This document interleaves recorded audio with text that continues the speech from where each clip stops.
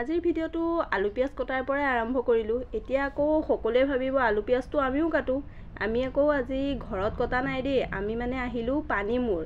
এয়া আমাৰ দুজনীৰ ভাগত পৰিল আলু পিঁয়াজ কটাৰ দায়িত্ব, আৰু বাকীবিলাক গ'ল এনজয় কৰিবলৈ, মানে পানীৰ ওচৰলৈ গ'ল আৰু ফটো চটো উঠিবলৈ। সেয়া দেখিছে নহয়, গৈ আছে এজন এজনকৈ। পিছে আমি যাবই পৰা নাই, মানে আমি ৰন্ধা বঢ়া কৰিহে এইয়া পানীৰ ওচৰলৈ যাম বুলি ভাবিছোঁ আৰু, কিন্তু যোৱাই নাই। এই দুজন দেখিছেনে, গৰমত বোলে একে থাকিবই নোৱাৰা হৈছে।